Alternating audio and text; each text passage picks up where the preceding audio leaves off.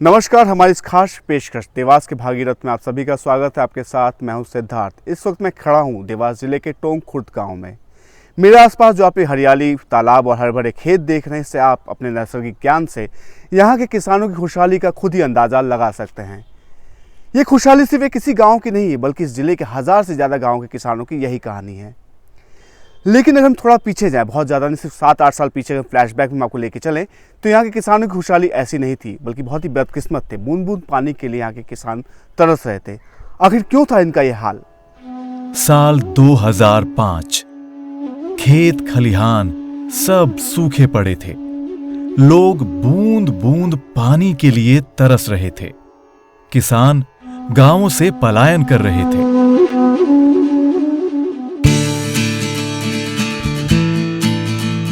लेकिन ये वक्त था टर्निंग पॉइंट, जिसने ये साबित किया कि अगर हौसला बुलंद हो, इरादे नेक हों, तो कामयाबी कदम चूमेगी।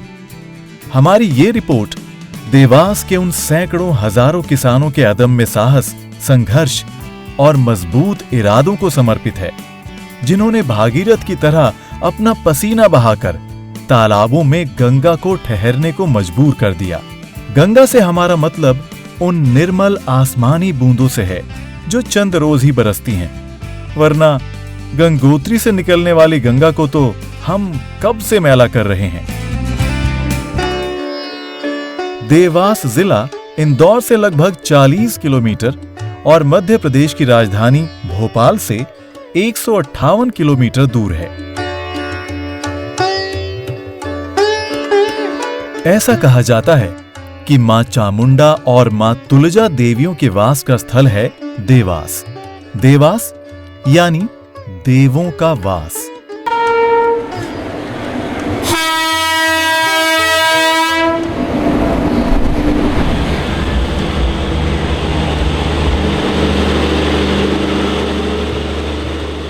अगर हम इस शहर का इतिहास देखें, तो 17वीं सदी में इस शहर को शिवाजी के सेनापति साबू सिंह पंवाज ने बसाया। महाकवि चंदर बरदाई ने अपनी किताब पृथ्वी राज रासों में इस शहर का जिक्र किया था।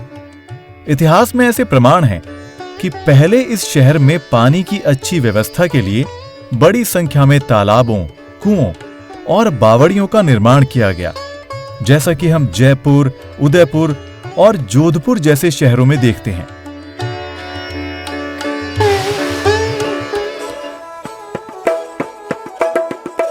यहां एक बात और बता देना चाहूंगा, यहां ज्यादातर बसाहट ऐसे लोगों की है जो राजस्थान में पानी के संकट के कारण वहां से पलायन करके यहां आए थे और फिर यहीं के होकर रह गए। लेकिन बढ़ती आबादी, शहरीकरण, मकान,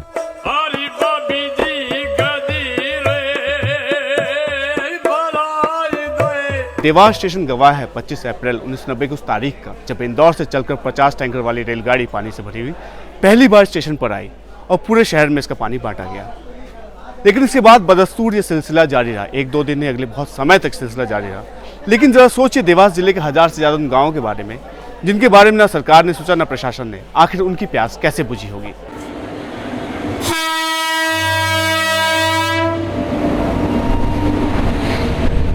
कितनी अजीब बात है, जिस शहर में पानी की कोई कमी नहीं, वहां अगले कुछ सालों तक रेल से पानी लाया जाता था और बांटा जाता था।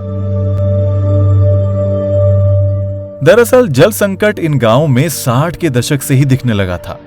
सिंचाई के लिए उचित जल प्रबंधन और नहरों की अनुपस्थिति में 60 से 70 के दशक में ही नलकूप संस्कृति और मोटरों से भूजल दोहन को जमकर बढ़ावा मिला।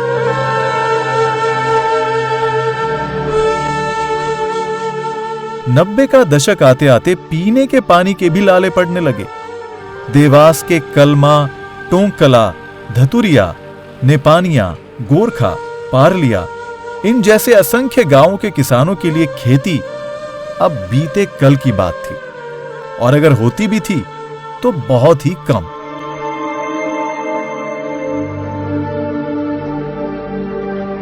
सन 2006 में भारतीय प्रशासनिक सेवा के अधिकारी उमाकांत उमराव की नियुक्ति हुई देवास जिले के कलेक्टर के रूप में, और वे भी किसी सार्थक हल की तलाश में थे। हालांकि उनके दिमाग में रालेगण सिद्धि का वाटर मॉड्यूल था, जहां किसानों ने सामूहिक प्रयास से तालाबों का निर्माण करके पानी की समस्या से निजात पाई थी। लेकिन यह फॉर्मूला शायद देवास की सामाजिक और आर्थिक परिस्थितियों के अनुकूल नहीं था। तो आखिर उपाय क्या था? तालाब और बावड़ियां भारतीय परंपरा और संस्कृति का अहम हिस्सा रहे हैं, लेकिन अफसोस खेती के आधुनिक तौर तरीकों के इस्तेमाल में हमने तालाबों को हाशिए पर डाल दिया है। तत्कालीन कलेक्टर उमाकांत उमराव ने जल संकट के उपायों पर चर्चा के लिए किसानों की सभा बुलाई और अपनी योजना में सबसे पहले बड़े किसानों को जोड़ने की पहल की। उन्होंने इस संकट से निपटने के लिए आमतौर पर जल बचाओ जैसे पारंपरिक जुमले की तरह पानी में निवेश का मॉडल किसानों को बताया, लेकिन पानी में निवेश यानी पानी का बिजनेस मॉडल। ये समस्या पूरे जिले की थी, और बल्कि जिले की नहीं, इस पूरे क्षेत्र की ही समस्या थी। तो मुझे एक ऐसे मॉडल की तलाश थी जो स्वयं से अडॉप्ट किया जा सके, सेल्फ रेप्लिकेबल होना चाहिए। मुझे ये समझ में आया कि जो पूरे देश में मॉडल्स अपनाए जा रहे हैं, ज़्यादातर वो व्यक्तित्व आधारित हैं, किसी व्यक्तित्व के आधार पे उनकी स्वीकार्यता है। मैं एक ऐसे मॉडल की तलाश पे था जो मेनली लाभ के आधार पे हो। तो यहाँ जो मॉडल हम लोगों ने अपनाया है वो दरअसल जल संरक्षण का एक बिजनेस मॉडल है जो सेल्फ रेप्लिकेबल है, प्रॉफिटेबल है और इन्वायरमेंटली और इकोलॉजिकली सस्टेनेबल मॉडल है। वो एक ऐसा मॉडल है जिसमें इन्वेस्टमेंट करना एक लाभ का इन्वेस्टमेंट है और वो इकोनॉमिकली वायबल मॉडल है। और शायद यही कारण है कि इसकी जो स्वीकार्यता है और फैलाव है वो बिना किसी सीमा के अपने आप तेज़ी से फैलता रहा है और अभी भी उसी गति से फैल रहा है। किसानों को समझाना इतना आसान नहीं था, क्योंकि ये काफी महंगा सौदा था, किसानों के लिए भी और उमाकांत उमराव के लिए भी। कहीं भी थोड़ी सी भी भूल चूक किसानों की बदतर स्थिति को आत्महत्या की तरफ धकेल सकती थी। लेकिन पहल तो कहीं ना कहीं से करनी ही थी।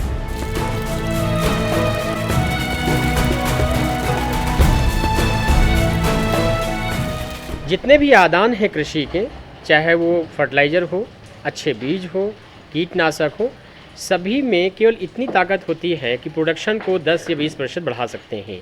इससे ज़्यादा ना तो प्रोडक्टिविटी बढ़ा सकते हैं, ना ही वो क्रॉप मल्टीप्लाई कर सकते हैं। केवल पानी में ही है कि वो एक क्रॉप से नंबर ऑफ क्रॉप बढ़ा देगा, 2 या 3, 4 क्रॉप तक आप जा सकते हैं और प्रोडक्शन और प्रोडक्टिविटी भी दुगुनी 3 गुनी तक भी बढ़ सकती हैं। तो हमें किसानों को केवल ये समझाना था कि जो आप इन्वेस्ट कर रहे हैं पानी में सिंचाई तालाब बनाने के रूप में, उससे आपकी प्रॉफिटेबिलिटी कितनी बढ़ने वाली है और वो किस हद तक बढ़ेगी कि जो पैसा आप तालाब बनाने में लगाएंगे वो आपका कितने वर्षों में पैसा वापस हो जाएगा। ये एक बिज़नेस मॉडल था, जैसे मैंने पहले कहा, ये बिज़नेस मॉडल था और इस बिज़नेस मॉडल को लेकर ही किसानों को हमको समझाना था।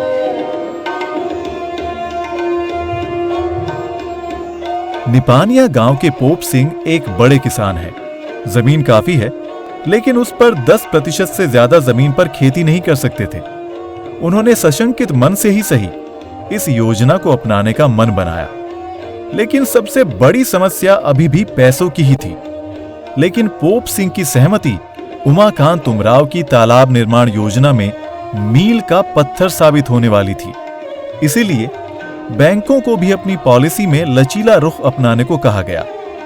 आखिरकार 14 से 15% की ब्याज दर पर किसानों ने पैसा लेकर काम शुरू कर दिया। परिणाम बेहद चौंकाने वाले रहे।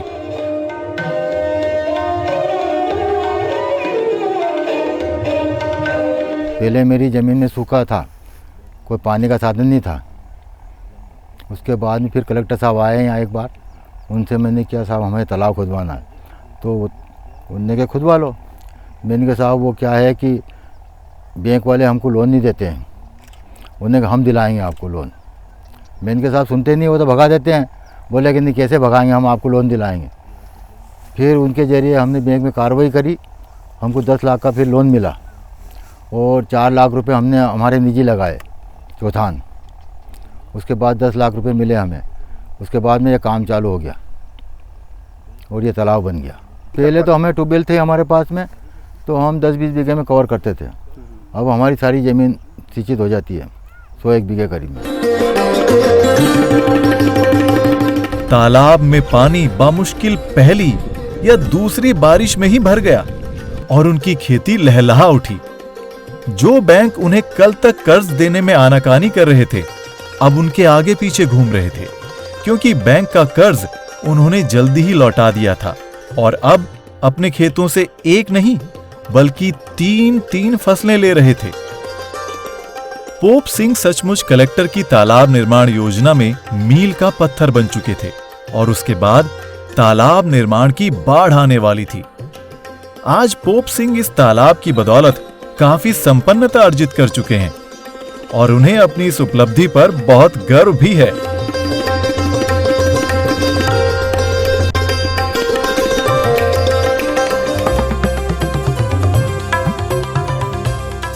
धीरे धीरे पानी का अर्थशास्त्र किसानों की समझ में आ रहा था, क्योंकि वो इस योजना को अपनाने वाले किसानों की सफलता की कहानियों को भी देख सुन रहे थे। कुछ ही महीनों में वर्ष 2006 से 2007 में सैकड़ों तालाब बना लिए गए। इन तालाबों को रेबा सागर नाम दिया गया।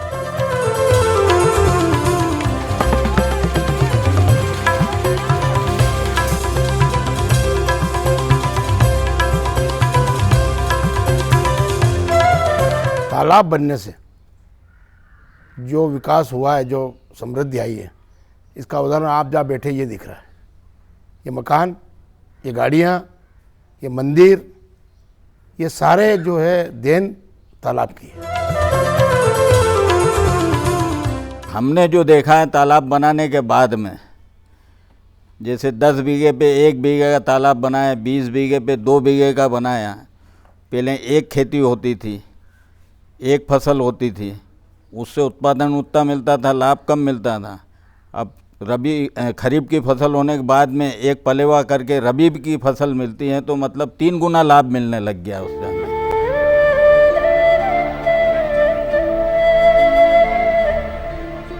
कलमा गांव के हुकुम सिंह राजपूत बहुत पुराने समय से खेती कर रहे हैं। उन्होंने खेतों को हरा भरा, फिर बंजर और फिर हरा भरा होते हुए बहुत करीब से देखा है। एक समय ऐसा भी आया जब उन्होंने खेती छोड़ने का मन बना लिया था। मालव देश गहन गंभीर डगडग रोटी पग पग नीर, लेकिन नीर निकालने का साधन कहाँ था? निकाले कैसे? जमीन पे पानी भरा है, पानी तो सदा नीचे ही जाता है, तो उसको ऊपर उठाने के लिए कोई साधन नहीं था। जो साधन था बहुत महंगा था और उसके अंदर चड़स जो बेल से चलाते थे, रेहड़ चलाते थे, वो बहुत कम पानी निकलता था उससे। आज कलमा गांव में ज्यादातर पक्के मकान, ट्रैक्टर, गाड़ियां, वो सब है जिसकी एक समृद्ध समाज कल्पना करता है। भागीरथ कृषक योजना ने साबित कर दिया कि अगर सोच और दिशा सही हो तो दशा यानी भाग्य बदलने से कोई नहीं रोक सकता।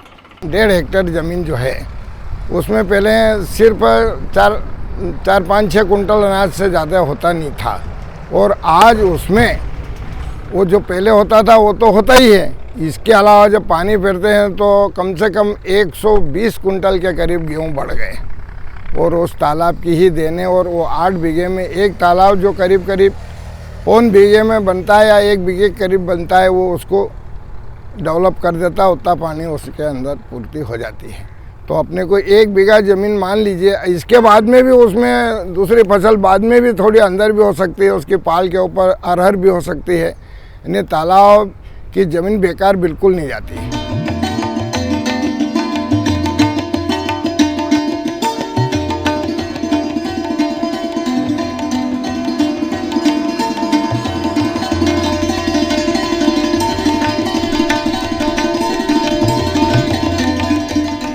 आज टोंक कला खुर्द तहसील के आसपास लगभग सभी सुविधाएं मौजूद हैं।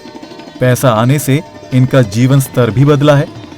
यहाँ बड़ी संख्या में ईंट फैक्ट्री, कारखाने, स्कूल सब खुल गए हैं। ज्यादातर किसानों के बच्चे प्राइवेट स्कूल में पढ़ रहे हैं।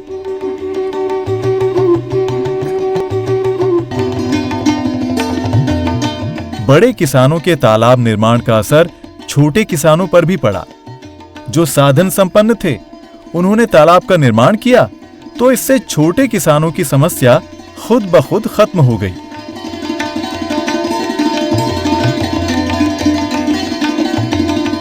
भागीरथ कृषक अभियान के महत्व को बड़े बड़े किसानों ने समझा और तालाबों को अपने बड़े बड़े खेतों में बनवाया भी। और जो किसान कल तक पाई पाई को मोहताज था, आज लाखों में नहीं बल्कि करोड़ों रुपए में खेल रहा था। लेकिन जरा सोचिए उन छोटे छोटे किसानों के बारे में जो पैसा इन्वेस्ट करने की स्थिति में नहीं था। उन किसानों का क्या हुआ होगा, इस बारे में जानेंगे जरूर, लेकिन एक छोटे से ब्रेक के बाद। बने रहिए हमारे साथ और देखते रहिए लोकसभा टीवी।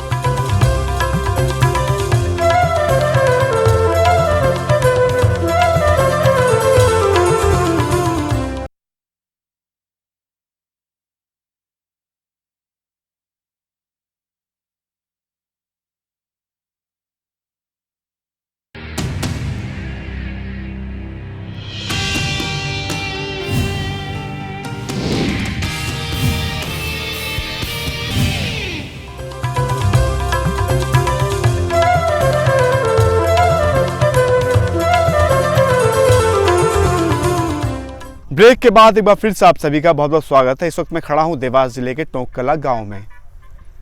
दोस्तों यकीन मानिए अपनी इस कहानी के दौरान मुझे गांव को गांव स्टेब्लिश करने में काफ़ी दिक्कतें आ रही हैं।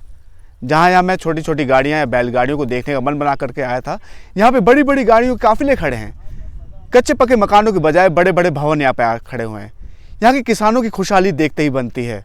यहाँ के किसान किसी भी हालत में हरियाणा और पंजाब के किसानों से कम खुशहाल नहीं हैं। अगर 24 घंटे भरपूर बिजली रहे तो शायद यहाँ पे 24 घंटे एसी भी घनघनाते रहें। बहरहाल ये तो है किसानों की संपन्नता की कहानी। हम बात करें तो उन छोटे किसानों की जिनके पास तालाब बनाने के लिए पैसे नहीं थे, उनका क्या हुआ।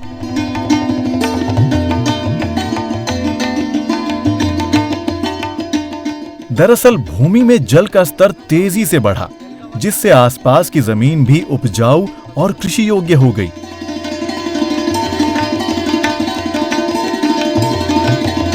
जब तालाबों में पानी भरने की वजह से उसकी रिचार्ज हो गया पानी, और इनके ट्यूबवेल और हैंडपम्प और ये कुओं में जो है आज पानी देख रहे हैं, ये पानी की आवक शुरू हो गई, जिससे कि छोटे छोटे किसान अपनी छोटी छोटी ज़मीनों में अपने तालाब और ट्यूबवेल से उसकी सिंचाई करने लगे। ये सबसे बड़ा फ़ायदा है, क्योंकि हम देख रहे थे कि ज़िले के अंदर सबसे ज़्यादा जो किसानों की संख्या है वो छोटे किसानों की है। छोटे किसानों ने छोटे छोटे कुओं का निर्माण करा लिया और अब वो आसानी से अपने खेत सींच सकते थे। अब वो भी खरीफ, रबी और जायद की फसल आसानी से उगा सकते हैं। आज इस कुएं में देखिए और बताइए कि इसमें कितना लबालब पानी भरा हुआ है।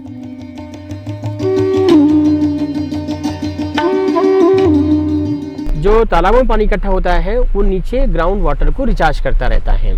ये तालाब है इस तरह डिजाइन किए गए हैं कि इनमें सामान्य तौर पे फरवरी के बाद में पानी नहीं रहता है, और वो इसलिए नहीं रखा जाने का प्रावधान किया गया है क्योंकि जो लॉस होता है तालाबों से पानी का, वो सबसे ज़्यादा इवपोरेशन लॉसेस होते हैं, वाष्पीकरण का लॉस होता है। लेकिन जो वाष्पीकरण लॉस होता है उसका लगभग 80%, 75 से 80% वो फरवरी से जुलाई तक होता है। उस दौरान इन तालाबों में पानी नहीं रहता है। तो जो सिंचाई लोग प्रयोग करते हैं वो सामान्यतः रबी तक करते हैं, फरवरी तक करते हैं। उसके बाद यदि किसी किसान को पानी की आवश्यकता है तो पानी जो ग्राउंड में जा रहा है लगातार, और जिसकी वजह से यहाँ ग्राउंड वाटर बहुत तेज़ी से ऊपर आया है, वो लोग थर्ड क्रॉप में, तीसरी फसल में लोग अपने जो उनके ट्यूबवेल थे पुराने या उनके कुएँ थे उससे निकाल के सिंचाई खेतों में कर लेते हैं। इस तरह ऑटोमेटिकली स्वतः ही यहाँ पे कंजक्टिव यूज़ ग्राउंड वाटर का और सरफेस वाटर का वो एक संतुलन यहाँ पे बना हुआ है, जो बांधों और नहरों के माध्यम से कई बार संभव नहीं हो पाता है।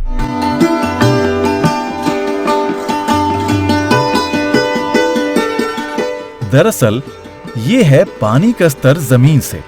तालाबों ने सिर्फ किसानों को ही नहीं बल्कि उनसे जुड़े हर किसी व्यक्ति का जीवन स्तर बदला है।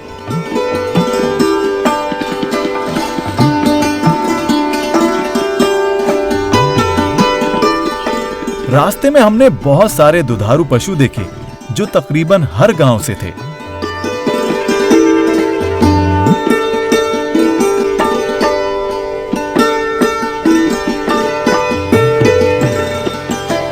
हमें ये जानकर बहुत आश्चर्य हुआ कि हर गांव से 2 से 3 हजार लीटर दूध ट्रैक्टरों में भरकर सप्लाई होता है।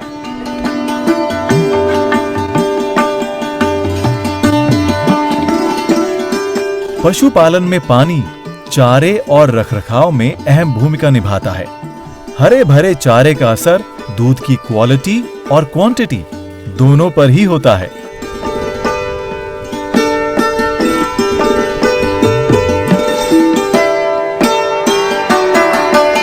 ज्यादातर किसान खेत और पशुपालन दोनों से अपनी आजीविका चला रहे हैं। बेहतरीन नस्लों की गाय, भैंस आपको आसानी से दिख जाएंगी।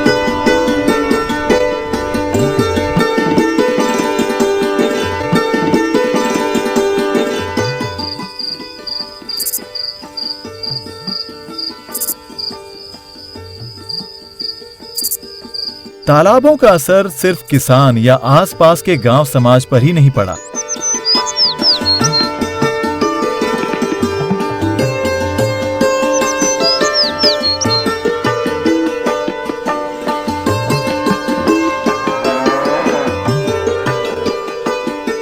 वर्षों से यहां एक डीनोटिफाइड ट्राइब यानी घुमक्कड़ समाज चोरी और ऐसे ही दूसरे छोटे मोटे गैर कानूनी कामों में संलिप्त था, क्योंकि इनके पास और कोई चारा नहीं था। ऐसे कामों की वजह से उन्हें समाज में हेय दृष्टि से देखा जाता था।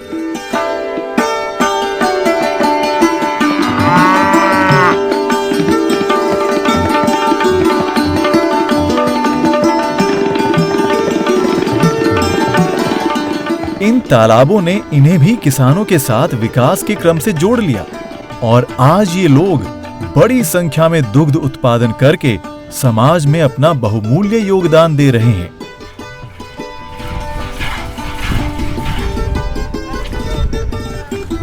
हमारे गांव में धतुरिया, टोकला, चिड़ावत में जो तालाब बनाए किसानों ने, उससे क्षेत्र में काफ़ी फ़ायदा हुआ है।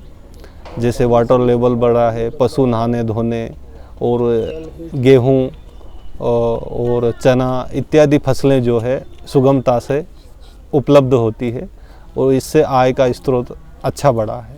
कृषि के साथ साथ पशुपालन का भी अच्छा वातावरण निर्मित है।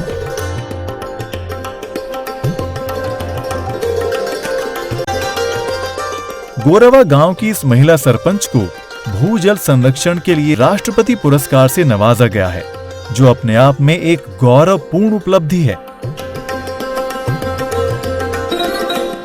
इनसे हमने ये जानने की कोशिश की कि क्या गांव की किस्मत बदलने से इन महिलाओं की तकदीर भी बदली, क्योंकि नारी बदलेगी तभी समाज और देश भी बदलेगा। हाँ, तालाब बनाने से इतना फायदा हो गया कि बोलो बेरा ना मेला उनको क्या साड़ी साबुत नहीं मिलती थी, पग में चप्पल पहनने की नहीं मिलती थी साबुत, और माले माल काम करती थी। और अब महिलाओं सब अच्छे अच्छे खाना पीने खाती है और अच्छी साड़ी पहनती है और बच्चे बच्चे के स्कूल में सब दूर अच्छे कॉलेज में मिलती है। और कोई चलने के साइकिल नहीं थी, पैदल ही था, साइकिल खरीद ली, गाड़ी खरीद ली, ट्रैक्टर खरीद लिया, मकान बनाया गया, गैस चूल्हा लाया। तालाब बनाने से बहुत फ़ायदा हो गया। हमारा राष्ट्रपति ने पुरस्कार दिया तालाब का बारे में, फिर वहाँ पुरस्कार दिया, वहाँ तो हमको बहुत अच्छा लगा। अगर आप मेरे आसपास के ये खेत देखें तो बिजली के खंभे और तारें आपको दूर दूर तक नजर नहीं आएंगे, जबकि आमतौर पर खेतों के आसपास ये दृश्य आम है। लेकिन तालाब निर्माण की इस परंपरा ने किसानों को बिजली पर आश्रित होने से मुक्ति दिला दी है। ट्यूबवेल युग में जमीन से पानी खींचने के लिए लगने वाली बिजली और समय दोनों ही वक्त और पैसों की बर्बादी थी।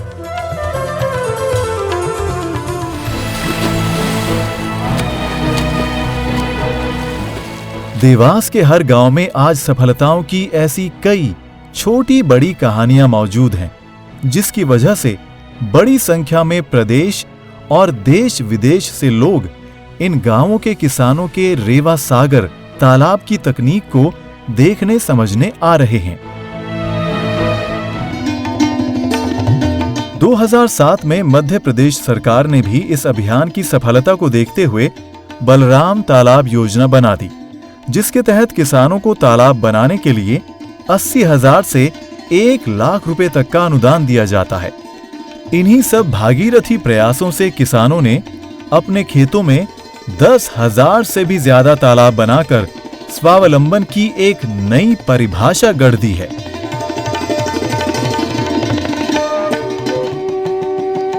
धतुरिया में 150, भैरवान खेड़ी में लगभग 150, टोंक कला में 132, गोरवा में 150 से भी अधिक तालाब हैं। हरनावदा, लसुड़लिया, चिड़ावद, जिरवाय में भी हर गांव में 100 से ज्यादा तालाब हैं।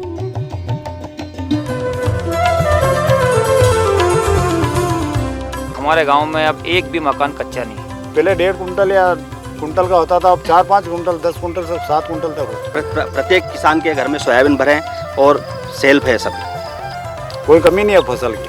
खेती भी बढ़ी, खेत भी सही हुआ और स्थिति में बहुत सुधार हुआ। मतलब तालाबों के बनाने से आज ये उत्पादन इतना बढ़ गया है यहाँ पे गाँव में कि यहाँ गाड़ी की जरूरत नहीं, अब तो यहाँ ट्रैक्टरों से माल को खलिहान से लाना पड़ता है।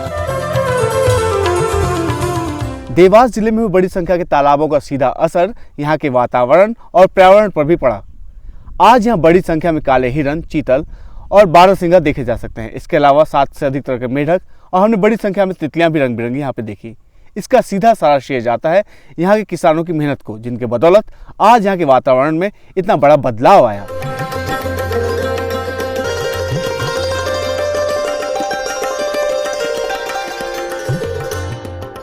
भूजल स्तर बढ़ने से आई हरियाली के कारण यहाँ पर आपको काले चीतल, हिरन, तितलियां, प्रवासी पक्षी भी बड़ी आसानी से विचरण करते नजर आ जाएंगे। कुलाचे भरते ये हिरन और चीतल एक बारगी आपको किसी सघन वन में होने का एहसास दिला देंगे। हाल ही में एक शोध के अनुसार यहाँ पर 7 से ज्यादा प्रजातियों के मेंढक पाए गए हैं।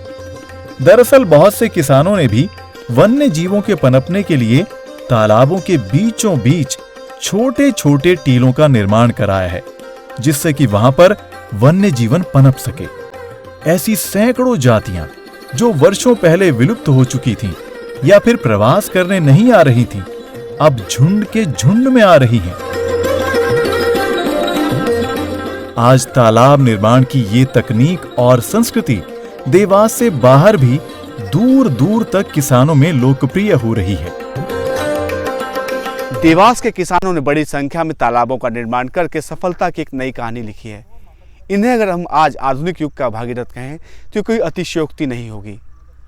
ये एक मिसाल है उन हजारों लाखों गांवों के लिए जो आज भी पानी की कमी से बूंद बूंद के लिए तरस रहे हैं।